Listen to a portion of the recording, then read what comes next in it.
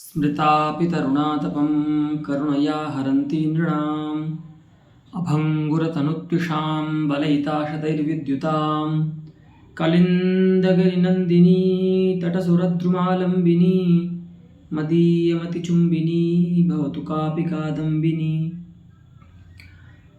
आचार्य जगन्नाथ ने अब तक का जो पाठ हुआ है उसमें हमने उनके जो दो काव्य के भेद हैं, उत्तमोत्तम काव्य और मध्यम काव्य यानी उत्तम काव्य, उसका लक्षण किया, उसका समन्वय भी स्वरचित पद्यों में दिखाया।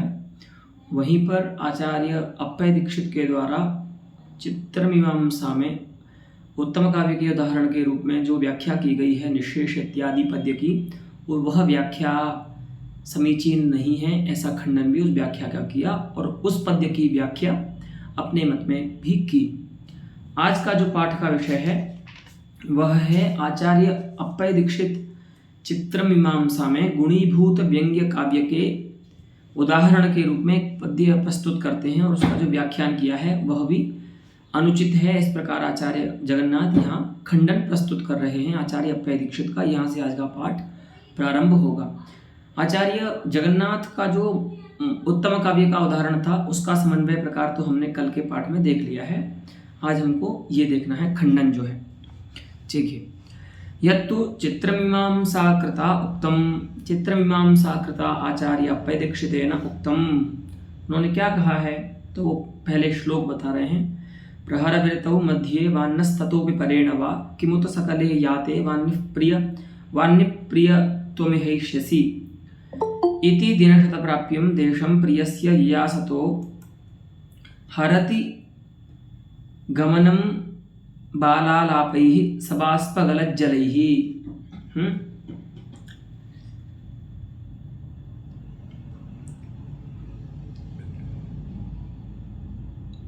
ये वृत्तांत है कि कश्चित् नायकः देशान्तरं ययासुरस्ति, जिगमिषुः अस्ति, दूसरे देश को जाना चाहता है। तस्य देशान्तरं ययाशोः जनस्य नायकस्य गमनं वारयति काचित् नायिका। वो अपने पति के गमन को निवारण कर रही है कि आप मत जाओ ऐसा, और वो निवारण कैसे कर रही है तो रो करके। तो और इस प्रकार के वचन बोल रही है। वो कैसे वचन बोल रही है बताएंगे। तो ये वही है। तो किस प्रकार से बाला बोल रही है देखिए। प्रहर विरतौ याते मध्ये वा याते ततः अह्नः परेण वा किमुत सकले अह्नि याते सति प्रिय त्वम इहैष्यसि। हे प्रिय, क्या तुम एक प्रहर के बीत जाने पर, प्रहर विरतौ, प्रहरस्य विरतौ समाप्तौ सत्याम इह ऐष्यसि, यहाँ आ जाओगे, अत्र आगमिष्यसि, मत सकाशम आगमिष्यसि, अथवा मध्ये, दिवसस्य मध्ये अर्थात द्वयावसाने, दो प्रहर बीत जाने पर आ जाओगे क्या वापस मेरे पास। और अथवा ततोपि, उसके बाद आओगे क्या, मध्याह्नतः परेण काले अपराह्ने तृतीये प्रहरे यह ऐष्यसि, ऐसे पूछ रही है ना। और पूछ भी रही है तो उस समय उसके अश्रुपात हो रहा है। तो ततः परेण यह ऐष्यसि, अथवा पूरा दिन बीत जाने पर यानी 4 पहर बीत जाने पर ही आओगे, ऐसा पूछ रही है। माने कब आओगे आप। और ऐसा वो जब पूछ रही है, इति दिनशत प्राप्यम देशम प्रियस्य ययाशतो हो, अपने ऐसे प्रिय से पूछ रही है जो ऐसे देश को जा रहा है, यत् स्थानम यह देशः दिनशत प्राप्यः, दिनानां शतम दिनशतम तेन प्राप्यम, जहां पर पहुंचने में ही 100 दिन लगेंगे, ऐसे देश को जा रहा है इसका नायक। और उसको क्या पूछ रही है ये कि तुम क्या 1 प्रहर बीत जाने पर आ जाओगे, या 2 प्रहर बीत जाने पर आ जाओगे, अथवा 3 प्रहर बीतने पर आ जाओगे, या फिर पूरा 4 पहर बीतने पर जब पूरा दिन की समाप्ति होती है तब आओगे, यानी 1 दिन की समाप्ति होने पर आओगे वापस मेरे पास। और ऐसा पूछा किससे जा रहा है? ऐसे नायक से जो ऐसे देश को जा रहा है जहां पहुंचने में ही 100 दिन लग सकते हैं। तो वहां पर फिर कार्य आदि भी करेगा, जिस कार्य से जा रहा है वो, जिस निमित्त से जा रहा है। तो एवं दिनशत प्राप्यम, दिनशतेन प्राप्तुम योग्यम देशम ये आसतोः प्रियस्य बाला सबाष्पगलज्जलैः आलापैः गमनम हरति। वो जो बाला है, स्त्री है, वह अपने देशांतर को जाने वाले पति का गमन को, जाने को निवारित कर रही है, माने उसका जाना रोक रही है। कैसे रोक रही है? तो आलापैः, इस प्रकार के वचनों के साथ। और वचन भी कैसे हैं? सबाष्पगलज्जलैः, बाष्पेण सहितं सबाष्पम, सबाष्पाणि च तानि गलन्ति जलानि, सबाष्पगलज्जलानि, सबाष्पगलन्ति जलानि येषु तैः। अर्थात बाष्प वाले जो जल हैं, ऊष्मा वाला जो जल है, और वो कैसा है? गिर रहा है ना। सत्री प्रत्यय समास कर देंगे तो गलत जलम बनेगा। गलंती जलानी, गलत जलानी, तैहि, गलंती जलानी येषु, ऐसे कौन है? आलाप। ठीक है, जिन आलापों में वाष्पयुक्त अश्रुजल का पात हो रहा है, गिर रहा है, माने रोते रोते वो ये बात बोल रही है नायिका कि कब आओगे। तो एवं सामान्यः अर्थः अस्ति अस्य पद्यस्य, काचित् वनिता स्वप्रियस्य तस्यापि दिनशतेन प्राप्यं देशं जिगमिषोः प्रियस्य गमनं वारयन्ती काचित् एवं ब्रूते वनिता। एवं अस्य पद्यस्य सामान्यः अर्थः अस्ति। अयं श्लोकः आचार्य अप्पयदीक्षितेन चित्रमीमांसायां गुणीभूतव्यङ्ग्यस्य उदाहरणतया उदाहारी। इदानीम् अस्य मीमांसां पश्यामः। अत्र सकलमहः परमावधिस्ततः परं प्राणान् धारयितुं न शक्नोमि इति व्यङ्ग्यम्। अब यहाँ पर व्यंग्य क्या हो रहा है नायिका के वचन से? देखो उसने क्या बोला, 1 पहर में आ जाओगे, या 2 पहर में आ जाओगे, या 3 पहर बीत जाने पर आओगे, या फिर पूरा दिन बीत जाने पर आओगे। ऐसा नहीं बोला कि 2 दिन बीत जाने पर आओगे, 3 दिन बीत जाने पर आओगे, है ना, 1 पक्ष बीत जाने पर आओगे, या मास बीत जाने पर आओगे, या ऋतु बीत जाने पर आओगे। ऐसा नहीं, 1 दिन तक ही वो रुक गई। इसका मतलब परमावधि है वो, 1 दिन जो है ना, वही बता रहे हैं। सकलम अहह एकः दिवसः परमावधिरस्ति। उसके बाद उसका जो धैर्य है वो समाप्त हो जाएगा। नायक के विरह में उस जो प्रियतमा है उसका जो काल है जीवित रहने का, वो 1 ही दिन है। उसके बाद वो जीवित नहीं रह सकती, इसलिए उसने उसके बाद नहीं बोला। उसने इतना ही बोला कि क्या दिन बीत जाने पर ही आओगे क्या मेरे पास, ऐसा। तो वही बता रहे हैं कि अत्र सकलम अहह पूर्णः दिवसः एकः दिवसः परमावधिः, बस उतनी ही मेरी सीमा है 1 दिन की ही। ततः परम अर्थात अन्नः परम, दिवसात् परम, एकस्मात् दिवसात् परम यदि कालः वर्तिष्यते त्वद्विरहे तदा प्राणान् धारयितुं न शक्नोमि, तब मैं प्राणों को धारण करने में समर्थ नहीं होंगी, मर जाऊंगी तुम्हारे विरह में।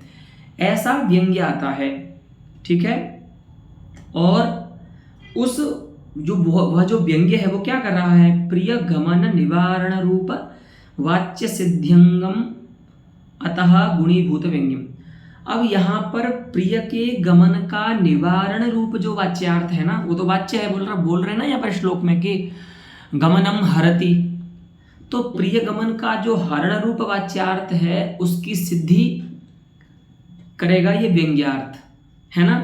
क्योंकि देखिए, अचानक से ऐसे कैसे कोई कह सकता है कि ये अपने पति को जाने से रोक रही है? उसने मना तो कभी किया नहीं पूरे श्लोक में कहीं पर भी, है ना, कि आप मत जाओ, ऐसा तो कोई वाच्य अर्थ है नहीं। तो सहसा ये बात कहाँ से आ गई कि वो अपने पति के गमन को उसका प्रतिषेध कर रही है, उसको नहीं जाने दे रही। तो इस वाच्य अर्थ की सिद्धि के लिए व्यंग्य आएगा। व्यंग्य क्या है कि हे प्रिय त्वद्विरहे अहम दिवसात् परम प्राणान् धारयितुं न शक्ष्यामि ये व्यंग्यार्थ जब सहृदय को ज्ञात होगा तब जाकर के वाच्य की उत्पत्ति होगी, वाच्य सिद्धि होगी कि अच्छा ऐसा बोल रही है, इसका मतलब ये अपने पति को जाने से रोक रही है, क्योंकि ये तो दिनशतम प्राप्यम देशम जिगमिषु अस्ति जिगमिषति, तो ऐसे देश को जाना चाह रहा है जहां पर मार्ग में ही 100 दिन लग जाएंगे। और इसकी पत्नी जो है वो कह रही है कि एक दिन मेरी परमावधि है जीवित रहने की तुम्हारे विरह में। तो इसका मतलब यह अपने पति के गमन को प्रतिषेध कर रही है, उसको रोक रही है, उसका निषेध कर रही है कि आप मत जाओ। तो अत्र प्रिय गमन रूप वाच्यस्य सिद्धौ एतद् व्यंग्यम यदस्ति कि अयं कालः परमावधिरस्ति तस्मात् परम अहं न प्राणान् धारयिष्यामि इति यद् व्यंग्यमस्ति तद् व्यंग्यम् एनं वाच्यार्थं साधयति उपपादयति। अतः वाच्यस्य सिद्धौ उपपादकत्वात् अत्र व्यंग्यम गुणीभूतम अस्ति, क्योंकि व्यंग्य की गुणीभूतता ऐसे ही मानी जाती है कि जहाँ पर जो व्यंग्यार्थ है वो वाच्य की सिद्धि का हेतु बन जाए, है ना, तो वहाँ पर वो व्यंग्य गुणीभूत हो जाएगा। तो यहाँ पर भी ये व्यंग्य गुणीभूत है, क्योंकि प्रिय गमन रूप जो वाच्यार्थ है उसकी सिद्धि व्यंग्यार्थ बुद्ध्या विना न भवितुमर्हति। अतः अत्र यद् व्यंग्यमस्ति तद् गुणीभूतं व्यंग्यमस्ति, अतः एतत् काव्यं गुणीभूत व्यंग्य काव्यम् अस्ति इति आचार्य अप्पयदीक्षितस्य अस्ति प्रतिज्ञा। एतावता आचार्य अप्पयदीक्षितस्य यदस्ति प्रतिज्ञातं तद् विचारितं पंडितराजेन। इतः परं खण्डनं प्रारभ्यते पंडितराजस्य। पश्यन्तु तन्न आचार्य अप्पयदीक्षितेन यत् प्रतिज्ञातं तन्न किमर्थं तत्र युक्तिः का अस्ति तदिदानीं विचार्यते। सबाष्प गलज्जलानां प्रहरविरतौ इत्याद्यालापानामेव प्रियगमन निवारण रूप वाच्य सिद्ध्यंगतया व्यंग्यस्य गुणीभावाभावात्, गुणीभावस्य अभावः गुणीभावाभावः,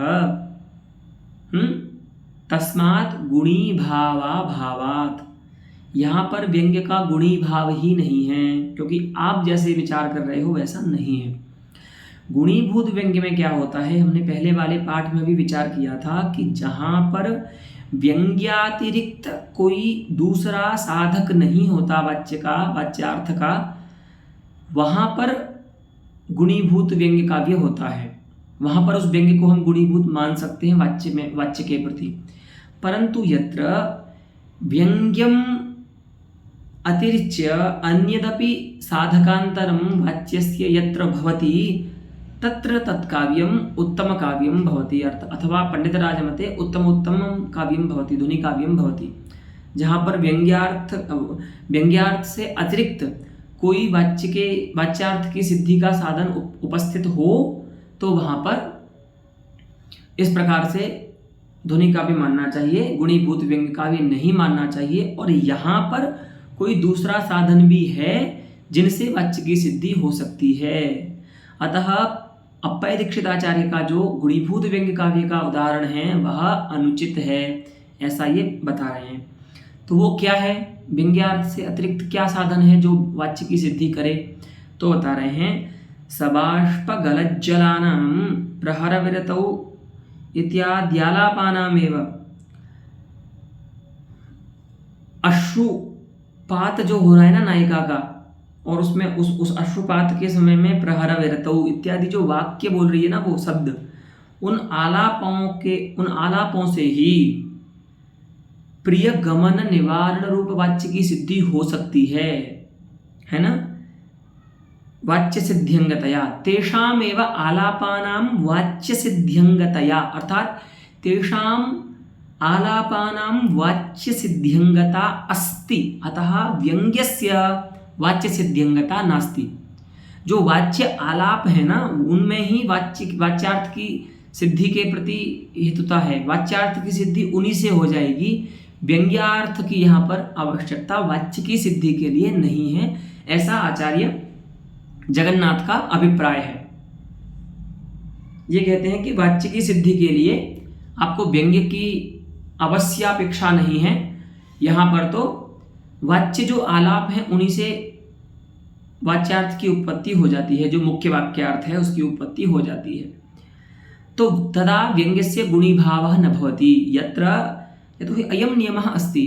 पूर्वमपि पण्डितराजेन प्रत्यपादि अयं नियमः यत् यत्र व्यङ्ग्यार्थातिरिक्तेनाप्यर्थेन केनचित् वाच्यस्य सिद्धिर्भवति तत्र तत्काव्यं ध्वनिकाव्यं भवति। यत्र वाच्यसिद्धौ मात्रं व्यङ्ग्यं कारणं भवति तत्रैव गुणीभावः व्यङ्ग्यस्य स्वीकर्तव्यः, नान्यत्र। अत्र तु गुणीभावः व्यङ्ग्यस्य न सम्भवति, यतोहि वाच्येनैव अत्र वाच्योपपत्तिः सिद्धा अस्ति। अतः अत्र व्यङ्ग्यस्य गुणीभावः नास्ति। तो व्यङ्ग्यस्य गुणीभावाभावात् अयं व्याख्यानप्रसङ्गः आचार्य अप्पयदीक्षितस्य न श्रद्धेयः। ठीक है, इस प्रकार से आचार्य जगन्नाथ यहाँ खंडन करते हैं। तो ऐसा अब उसमें और एक स्पष्टता देते हैं कि क्यों आप ऐसा बोल रहे हैं कि आलाप से ही प्रियगमन निवारण रूप जो वाच्यार्थ है वो सिद्ध हो जाएगा। तो बोल रहे हैं, देखिए, आलापैहि इति तृतीयया प्रकृत्यर्थस्य हरणक्रियाकरणतायाः स्फुटं प्रतिपत्तेः।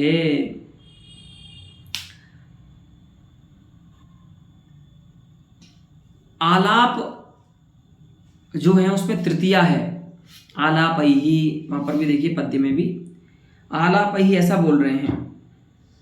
तो यह जो तृतीया है वह करण अर्थ में है। जैसे रामेण बाणेन हतो वाली में बाण में जो तृतीया है ना वो करण अर्थ में है, राम में जो तृतीया है वो कर्ता अर्थ में है, कर्तृकरणयोस् तृतीया।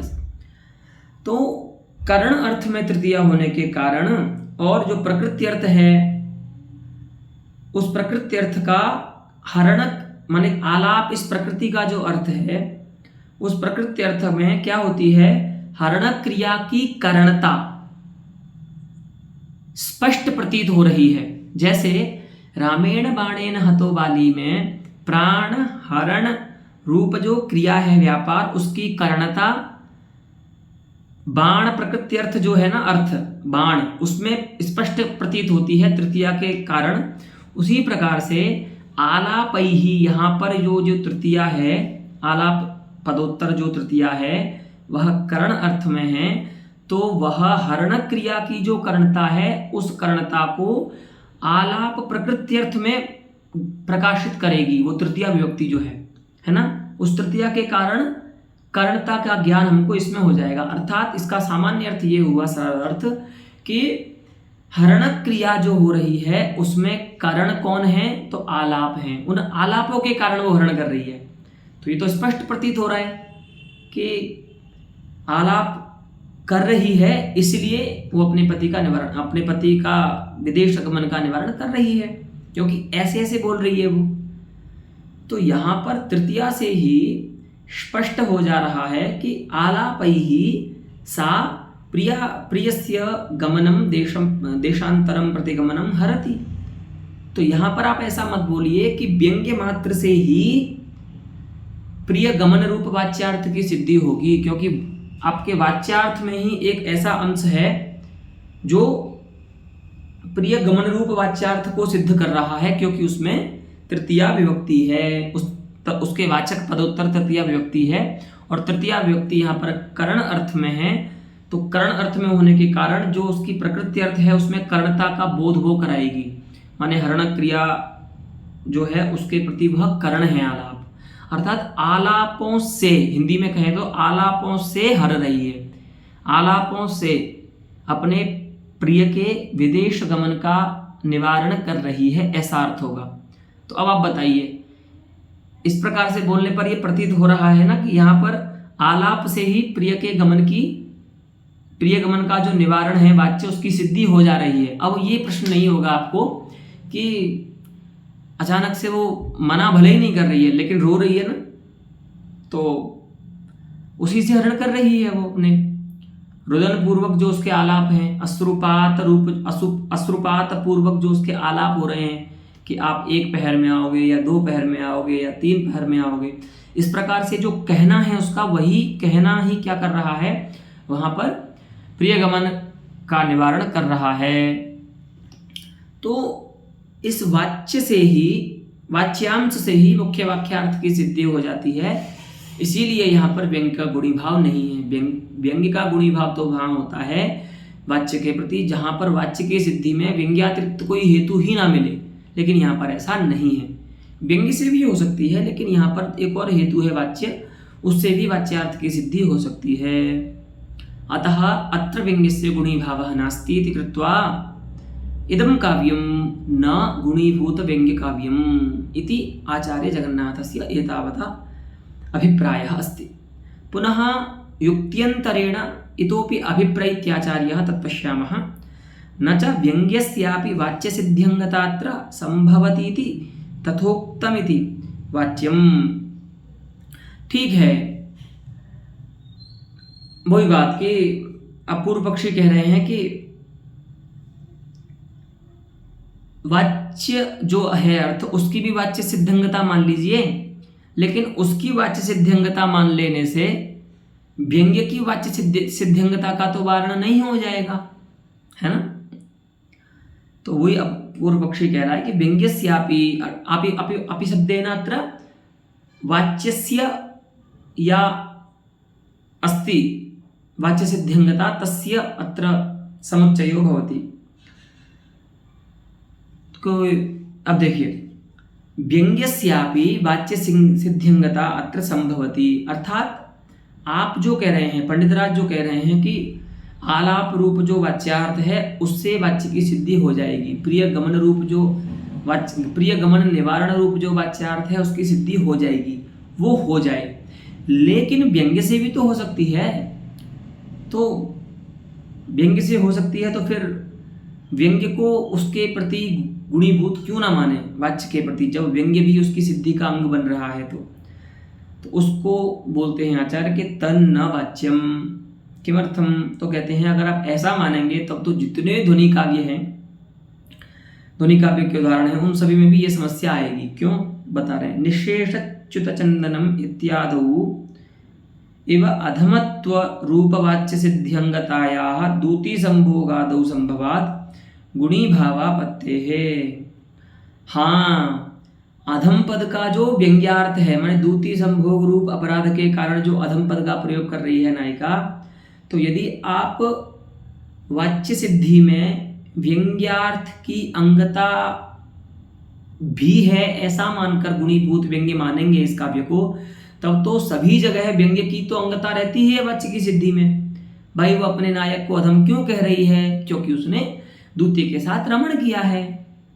तो इस प्रकार से तो यहाँ पर भी वाच्य की सिद्धि में जो व्यंग्यार्थ है, दूती संभोग रूप जो व्यंग्यार्थ है वो अंग बन रहा है, तो इसको भी गुणीभूत व्यंग्य का भी मान लिया जाए फिर तो, क्योंकि यहाँ पर भी जो वाच्य की सिद्धि में व्यंग्य है वो अंग बन रहा है, तो गुणीभूत हो गया वो वाच्य के प्रति। तो बोल रहे हैं ऐसा नहीं मान सकते। ठीक है, कि जहाँ पर कोई अन्य साधक भी हो उसके, क्योंकि व्यंग्य तो सभी जगह साधक होगा ही, लेकिन व्यंग्यातिरिक्त यदि कोई साधकांतर है तो वो व्यंग्य गुणीभूत नहीं माना जाएगा। और अगर व्यंग्य से अतिरिक्त कोई साधक है ही नहीं वाच्य का, तो वहां पर हम गुणीभूत उस व्यंग्य को मान सकते हैं और उस काव्य को गुणीभूत व्यंग्य मान सकते हैं।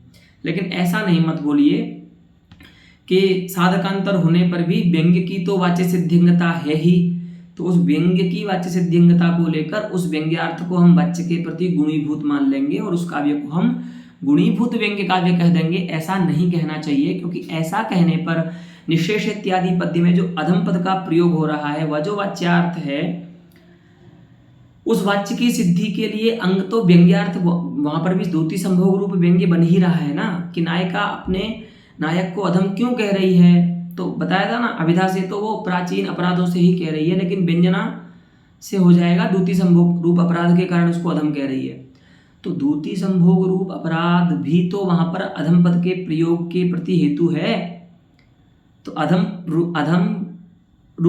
शब्द का जो वाच्यार्थ है उसकी सिद्धि में जैसे प्राचीन अपराध हेतु हैं उसकी सिद्धि में, वैसे ही द्युति संभोग रूप व्यंग्यार्थ भी तो हेतु बन रहा है, तो इस प्रकार से तो वहां पर भी हम व्यंग्य को गुणीभूत मान लेंगे वाच्य के प्रति, क्योंकि वो भी वाच्य की सिद्धि में अंग बन रहा है। तो ऐसी व्यवस्था काव्य शास्त्र में नहीं है। व्यवस्था ये है कि जहां पर केवल और केवल व्यंग्यार्थ ही वाच्य की सिद्धि का हेतु बने, ऐसे काव्य को हम गुणीभूत व्यंग्य कहेंगे या पंडित राज के मत में उत्तम काव्य कहेंगे। और जहां पर व्यंग्यातिरिक्त कोई साधकांतर वाच्य की उत्पत्ति का हो उपलब्ध, वहां पर हम उसको उत्तम काव्य कहेंगे, अथवा पंडित राज के मत में उसको हम उत्तम काव्य कहेंगे। वह काव्य गुणीभूत व्यंग्य का उदाहरण नहीं बन सकता। ऐसा आचार्य जगन्नाथ का यहाँ पर अभिप्राय है। द्युति संभोगादौ संभवात गुणी भावापत्ते है, तस्यापि गुणी भावापत्ते है। ठीक है, जो कि उत्तम काव्य का उदाहरण है। अब तुझसे तो दुर्जन न्याय से बोल रहे हैं। देखिए, अस्तुवा ततः परम प्राणान् धारयितुं न शक्नोमि इति व्यंग्यस्य वाच्य सिद्ध्यंगतया गुणी भावः। चलिए मान लेते हैं, ऐसे तो खंडन कर ही दिया कि ये जो व्यंग्य है वो गुणीभूत नहीं है वाच्य के प्रति, क्योंकि यहाँ पर साधकांतर उपस्थित है वाच्य की उत्पत्ति के लिए। लेकिन अगर मान भी लिया जाए कि चलो यहाँ पर जो व्यंग्य है, एतद रूप जो व्यंग्य है उसका प्रकार भी बता दिया व्यंग्यार्थ का कि ततः परम प्राणान् धारयितुं न शक्ष्यामि, एतद् व्यंग्यम यदस्ति तद् व्यंग्यम वाच्य सिद्ध्यंगम अस्ति, अतः गुणीभूतम अस्ति, ये मान भी लें तो तथापि नायकादेर्विभावस्य बाष्पादेरनुभावस्य चित्तावेगादेश्च संचारिणः संयोगाद् अभिव्यंजनेन विप्रलम्भेन ध्वनित्वं को निवारयेत्। इस व्यंग्य के गुणीभूत होने पर भी इस काव्य में क्या हो रहा है, नायकादि विभाव है, यहाँ पर बाष्पादि अनुभाव है नायिका में। ठीक है, आलम्बन विभाव नायक हो ही गया, नायिका में अनुभाव हो गए रति के बाष्पादि, है ना, चित्तावेगादि संचारी भाव हो गए, और उन सबके संयोग से क्या होगा, रति व्यक्त होगी, है ना, विप्रलम्भ श्रृंगार व्यक्त होगा, है ना, रति की व्यंजना होगी। तो विप्रलम्भ श्रृंगार यहाँ पर प्रधान रूप से व्यंग्य हो रहा है, इसीलिए उस दृष्टि से तो यहाँ पर ध्वनि का भी यही होगा। भले वो जो व्यंग्यार्थ है वो वाच्य के प्रति गुणीभूत हो गया, लेकिन विप्रलम्भ रूप जो व्यंग्यार्थ है वो तो वाच्य के प्रति गुणीभूत नहीं है ना, वो तो प्रधान रूप से व्यंग्य हो रहा है, तब भी आपको यहाँ ध्वनि का भी मानना होगा। तो भवता उदाहृतं पद्यम ध्वनि काव्यस्य उदाहरणं न तो गुणीभूत व्यंग्यस्य। अब इसमें एक बात जान लीजिए, यहाँ पर ये जो इन्होंने तृतीय युक्ति दी ना खंडन में, ये अधिक श्रद्धेय नहीं है, ये थोड़ा दुराग्रह प्रतीत होता है पंडित राज का। क्यों? क्योंकि ध्वनि काव्य या गुणीभूत व्यंग्य काव्य की व्यवस्था हमने आपको पहले पाठों में बताया है कि वह व्यवस्था आंतरालिक व्यंग्य को लेकर के बनाई जाती है, क्योंकि पार्यंतिक तो सभी जगह, ऐसे तो सभी जगह प्रधानता तो पार्यंतिक व्यंग्य की ही होती है। तो यदि पार्यंतिक व्यंग्य के प्राधान्य को लेकर आप ध्वनि काव्य की व्यवस्था करने लग जाएंगे तो गुणीभूत व्यंग्य का स्थल ही समाप्त हो जाएगा, कहीं पर भी गुणीभूत व्यंग्य नहीं मिलेगा। तो वस्तुतः जो बात है वो अप्पय दीक्षित की बात युक्त प्रतीत होती है। अगर इस युक्ति से दे, आगे की दो युक्ति जो थी वो तो ठीक है, लेकिन यह युक्ति अधिक श्रद्धेय नहीं है पंडित राज की, क्योंकि ये जो बोल रहे हैं ना कि वहां पर पार्यंतिक रूप में विप्रलम्ब तो व्यंग्य होगा, तो वहां पर तो वाच्य के प्रति उसकी प्रधानता है, तो ध्वनि काव्य मानिए, ऐसा नहीं है। प्राधान्य का विचार जो किया जाता है वह आंतरालिक व्यंग्य का ही किया जाता है, क्योंकि प्राधान्य ये दोनों केवल आंतरालिक व्यंग्य में संभव हैं। पार्यंतिक व्यंग्य तो हमेशा प्रधान ही रहता है, उसमें कभी भी अप्राधान्य नहीं आता। इसीलिए प्राधान्य का विचार पार्यंतिक व्यंग्य में समीचीन नहीं है, युक्त नहीं है।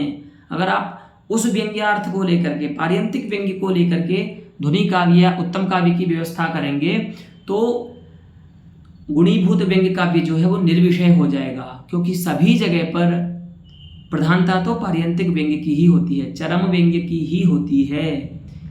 ऐसा टीकाकार भी कहते हैं, और ये बात बहुत प्रसिद्ध है काव्य शास्त्र में कि ध्वनि काव्य की व्यवस्था जो है वह आंतरालिक व्यंग्य को लेकर के होती है। माने आंतरालिक व्यंग्य के प्राधान्य का विचार किया जाता है। पार्यंतिक व्यंग्य या चरम व्यंग्य तो हमेशा सर्वापेक्षया प्रधान ही रहता है। ठीक है, तो ये थोड़ा सा एक अधिक आचार्य जगन्नाथ का आग्रह लगता है खंडन करने में।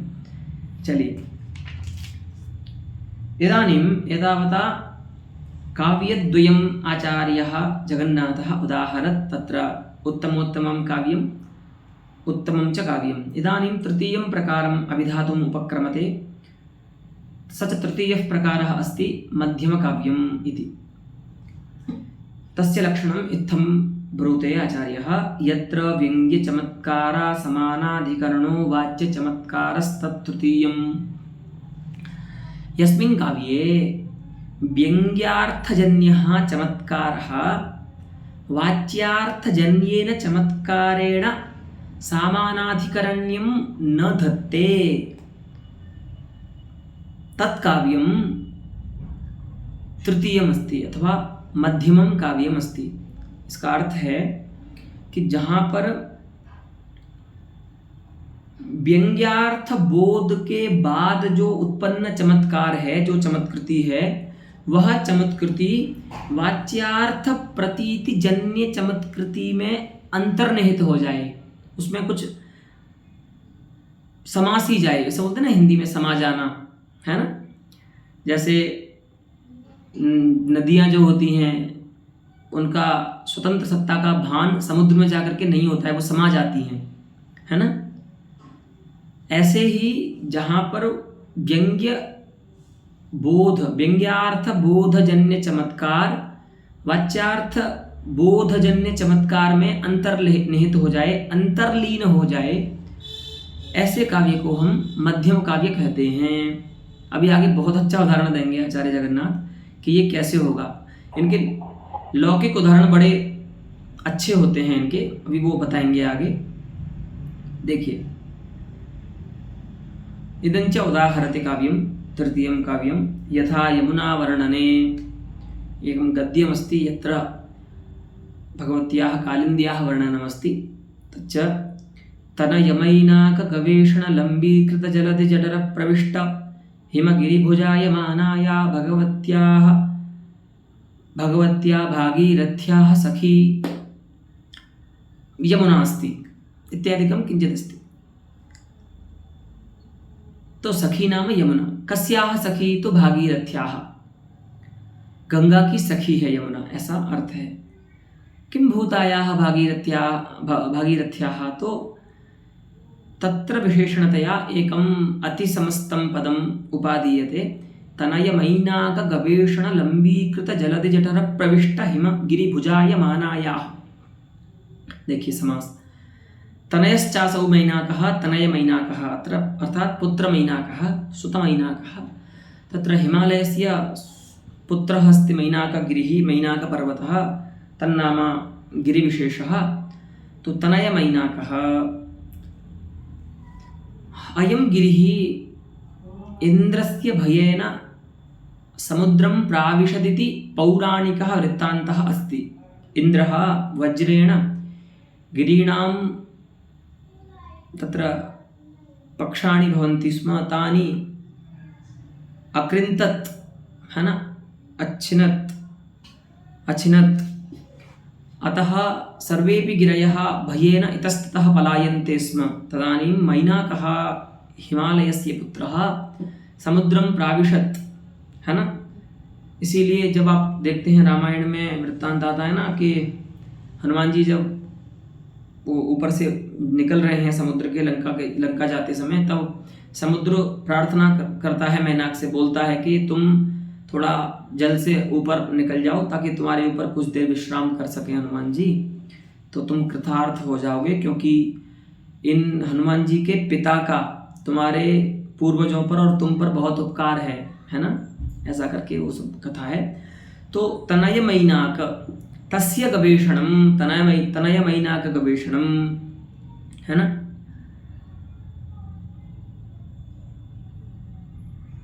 तस्मै लंबी कृता, है ना, अलंबी यथा कृता तथा कृता लंबी कृता, है ना, अर्थात आयती कृता, विस्तारी कृता, है ना। पुत्र मैनाक के गवेषण के लिए जो फैलाई गई है ऐसी भुजा, ठीक है। और कैसी है, तो एक स्वतंत्र पद बन गया, तब फिर उसको बाद में कर्मधारय कर लेंगे। तनय मैनाक गवेषण लंबी कृता। और कैसी है, जलधि जठर प्रविष्टा, जलधेः समुद्रस्य जठरे प्रविष्टास्ति, है ना, समुद्रस्य उदरे प्रविष्टास्ति इयं गंगा भागीरथी, अतः जलधि जठर प्रविष्टा। और कैसी है, हिमगिरि भुजायमानायाः, हिमगिरेः भुजा इव आचरति इति आचारार्थे क्यंग प्रत्ययः अस्ति कर्तरि, ठीक है। तो हिमगिरि भुजा इव आचरति इति हिमगिरि भुजायम आचरन्ति इति हिमगिरि भुजायमाना, तस्याः हिमगिरि भुजायमानायाः, अर्थात हिमालय पर्वत की भुजा के समान। और भुजा भी कैसी है, तो पूरा कर्मधारय कर देंगे। तनय मैनाक गवेषण लंबी कृता चासौ जलधि जठर प्रविष्टा, तनय मैनाक गवेषण लंबी कृत जलधि जठर प्रविष्टा, सा चासौ हिमगिरि भुजायमाना, तस्याः हिमगिरि भुजायमानायाः, पूरा समस्त पद बन जाएगा षष्ठ्यंत। तो अर्थात पुत्र मैनाक के खोजने के लिए, जब मैनाक डर के मारे समुद्र में चले गए, तो हिमालय ने अपने पुत्र के ढूंढने के लिए अपनी भुजा को मानो फैलाया है। तो वो भुजा कौन है, गंगा है। तो अपनी भुजा मानो अपनी भुजा के समान जिसको फैलाया है, या लंबी कृतास्ति, और कहाँ तक फैलाया है, तो जलधि जठर प्रविष्टा, समुद्र के उदर तक जिसको फैला दिया है हिमालय ने अपने पुत्र को खोजने के लिए। कितनी अच्छी उत्प्रेक्षा है, संभावना कितनी उत्तम है, देखो कि मानो अपने पुत्र मैनाक के गवेषणा के लिए समुद्र के उदर पर्यंत जिसको फैला दिया है, ऐसी हिमालय की भुजा के समान जो भागीरथी है गंगा, तस्याः इयं सखी, उसकी ये सखी है, ठीक है। एवं वाच्यार्थः अस्य गद्यांशस्य अस्ति, अत्र कियान् विशेषः तद् आचार्यः विवृणोति। अत्रोत्प्रेक्षा वाच्यैव चमत्कृति हेतुः। यहाँ पर उत्प्रेक्षा अलंकार है, संभावना है। वस्तुतः यहाँ पर साक्षात तो उपमा अलंकार है, क्योंकि आचारार्थ में यहाँ पर क्यंग प्रत्यय हुआ है कर्ता में, तो उपमा है। और परंतु यहाँ पर्यवसान जो है वो उत्प्रेक्षा में ही होगा उपमा का, तो इसलिए उत्प्रेक्षा को ही आचार्य यहाँ मुख्य बता रहे हैं कि क्योंकि संभावना ही है ये कि मन्ये इयं हिमगिरेः हिमपर्वतस्य हिमालयस्य भुजा अस्ति, या स्वपुत्रम् अन्वेष्टुं जलधि जठरं यावत् प्रसारिता अस्ति।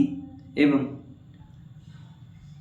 तो अत्र उत्प्रेक्षा वाच्यैव, यहाँ पर उत्प्रेक्षा वाच्य है और वह चमत्कार का हेतु है, अर्थात उसी से अच्छा चमत्कार यहाँ पर सहृदयों को होता है। सहृदयों के अनुभव का विषय है कि यहाँ पर उत्प्रेक्षा ही चमत्कार करती है। आपको भी यहाँ पर जब पढ़ते हैं तो आपको भी लगता होगा कि वाह कितनी अच्छी उत्प्रेक्षा है, कि मानो हिमालय कोई पुरुष है, जैसे होता है ना अपने यहाँ लोक में भी देखते हैं व्यक्ति अपने कोई पुत्र वगैरह जब खो जाता है तो सारी सामर्थ्य को लगा देता है व्यक्ति अपनी, है ना, जितनी भी सामर्थ्य है। कई बार तो अपनी सामर्थ्य से भी अधिक व्यक्ति कार्य करता है अपने पुत्र या पुत्री को खोजने के लिए।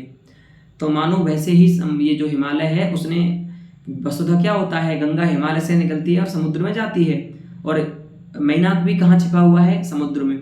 तो मानो ऐसा लग रहा है कि हिमालय ने अपनी भुजा को फैला दिया है समुद्र तक अपने पुत्र को ढूंढने के लिए। तो ऐसी उत्प्रेक्षा में बहुत चमत्कार का अनुभव होता है सहृदय को। यहाँ पर व्यंग्यार्थ भी है, तो व्यंग्यार्थ क्या है, तो देखिए, स्वैत्य पाताल चुंबित्वादीनां चमत्कारो लेशतया सन्नपि उत्प्रेक्षा चमत्कृति जठर निलीनो भवति। चमत्कार है।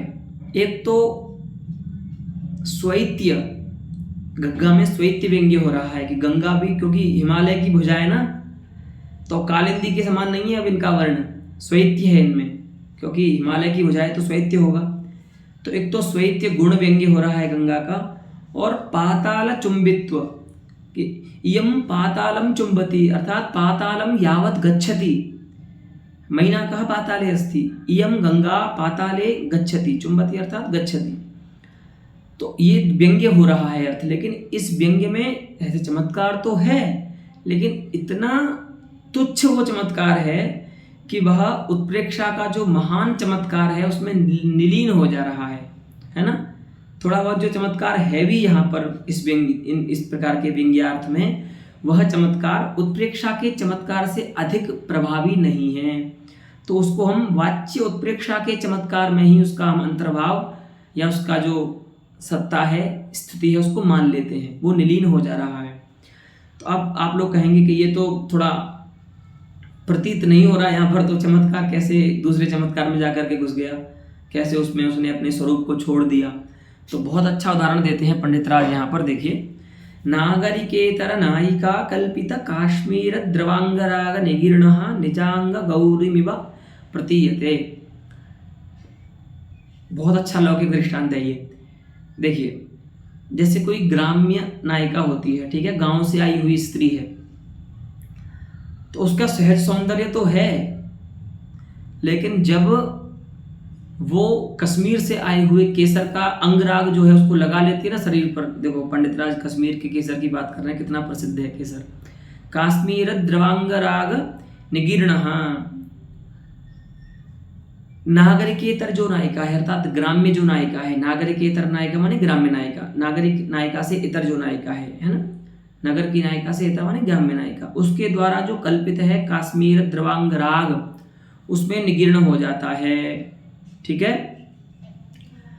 कौन? तो निजांग गौरीमेव, उसका जो सहज सौंदर्य है, निजांग गौरत्व जो है, वो निजांग गौरत्व किस में निलीन हो जाता है? उस केसर के उपलेप में।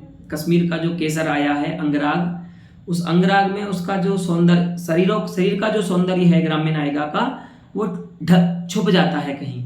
कितना अच्छा उदाहरण है। तो जैसे ग्राम्य नायिका के शरीर में रहने वाला सहज सौंदर्य अंगराग में निलीन हो जाता है, अंगराग में छिप जाता है, उसी प्रकार से इस प्रकार के काव्यों में रहने वाला जो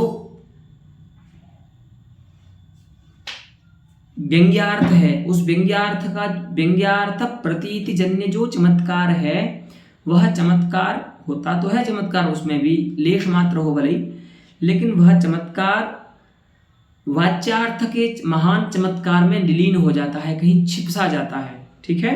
जैसे यहाँ पर आपने अनुभव किया कि गंगा का स्वैत्य अथवा गंगा का पाताल पर्यंत गमन जो व्यंग्य हो रहा है, उसमें इतना चमत्कार नहीं आता, सहृदय को इतना आनंद नहीं आता, लेकिन जब वो इस उत्प्रेक्षा को समझता है कि वाह कितना अच्छा अर्थ है कि हिमालय अपने हाथ को प्रसरित कर रहा है अपने पुत्र को ढूंढने के लिए, तो इस उत्प्रेक्षा, वाच्य उत्प्रेक्षा के ज्ञान से जो चमत्कार होता है, उस महान चमत्कार में जो व्यंग्यार्थ का चमत्कार है वो छिप जाता है, ठीक है।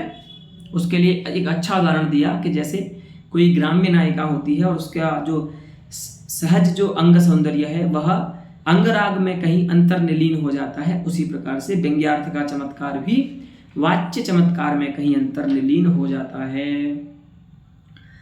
तो अब पूर्व पक्षी कहता है, यहाँ शंका होती है कि तो फिर व्यंग्यार्थ की सत्ता मानने की आवश्यकता ही क्या है, व्यंग्यार्थ को छोड़ दीजिए, बेचारा जब कुछ चमत्कार कर ही नहीं रहा, कुछ उसकी सत्ता, उसका कोई प्रयोजन ही नहीं है, उसका चमत्कार भी कहीं छिपा जा रहा है, तो उसको मानना ही क्यों है?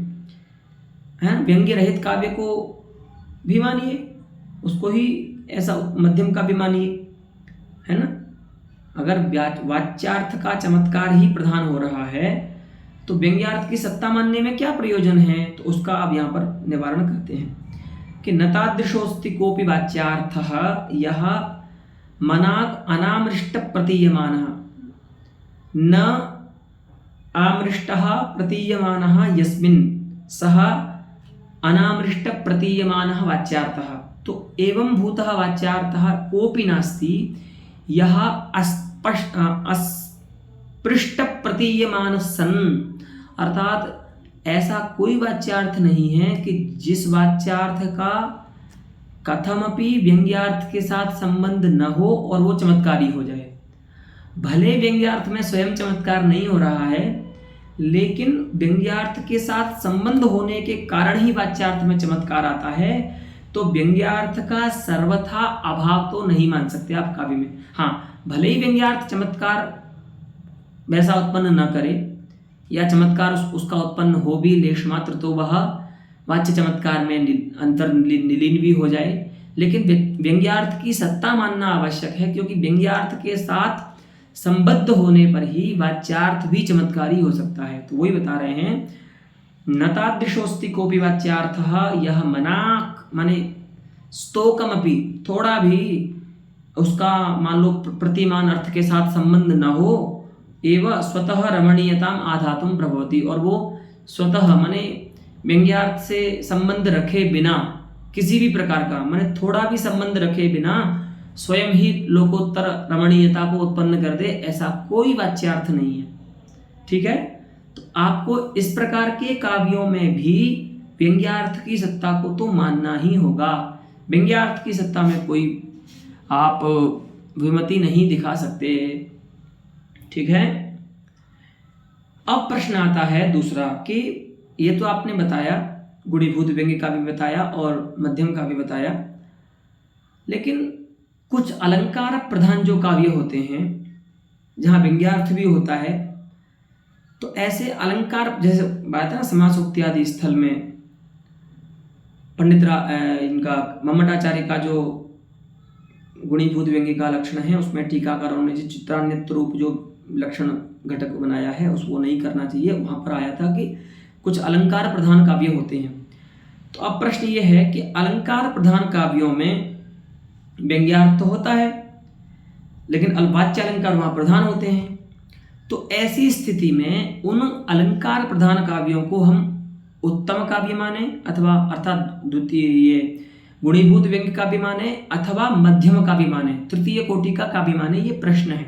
ठीक है, प्रश्नः अयमस्ति यत् यत्र अलंकार प्रधानम अस्ति काव्यम, यत् काव्यम अलंकार प्रधानमस्ति तस्य काव्यस्य यतोहि उभयत्र व्यंग्यार्थस्तु अस्ति, द्वितीय काव्येपि तृतीय काव्येपि, परंतु एकत्र व्यंग्यार्थः चमत्कारी अस्ति द्वितीय काव्ये, है ना, अपरत्र अप्रधानम अस्ति परंतु चमत्कारी अस्ति, परंतु तृतीय काव्ये व्यंग्यार्थः सन्नपि चमत्कारी नास्ति, तस्य चमत्कारः माने तेन जन्यः चमत्कारः वाच्यार्थ चमत्कारे निलीनो भवति। तो दोनों में व्यंग्यार्थ तो है, लेकिन अलंकार प्रधान काव्यों को हम किस कोटि में रखें, अयम प्रश्नः अस्ति इदानीं। द्वितीये काव्य प्रकारे अलंकार प्रधानानि काव्यानि अंतर्भवन्ति उत तानि तृतीय काव्ये अंतर्भावनीयानि, तृतीय प्रकारे तानि परिगणनीयानि, अयम प्रश्नः इदानीम् उपतिष्ठति आचार्य जगन्नाथाय। एनं प्रश्नं समाधत्ते आचार्यः अनेन वाक्येन पश्यन्तु। अनयोरेव द्वितीय तृतीय भेदयोः जागरुका अजागरुक गुणीभूत व्यंग्ययोः प्रविष्टं निखिलम् अलंकार प्रधानं काव्यम्। हाँ,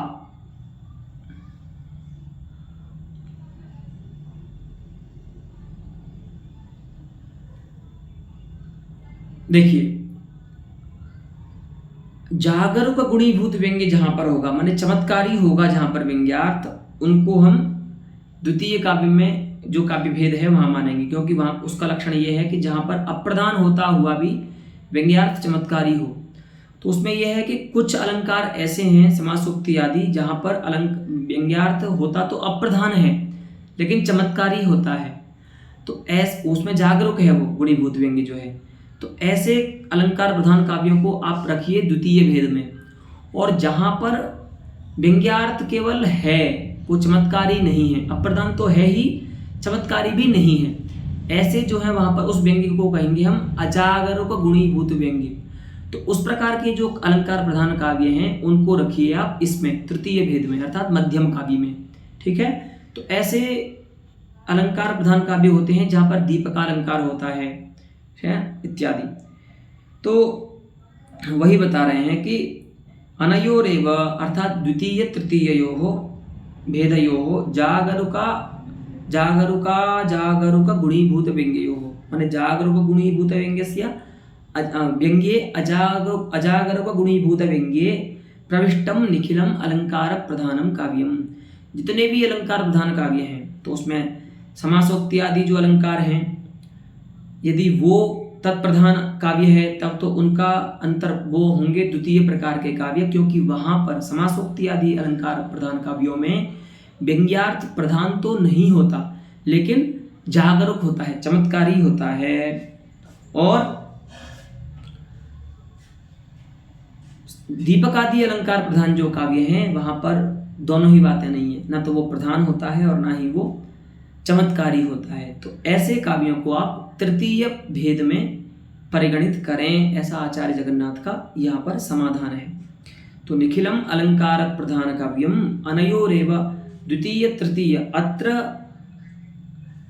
अभिहितयोः द्वितीय तृतीय भेदयोः निखिलम अलंकार प्रधानम काव्यम परिगणनीयम लक्षणीयम इत्येतावता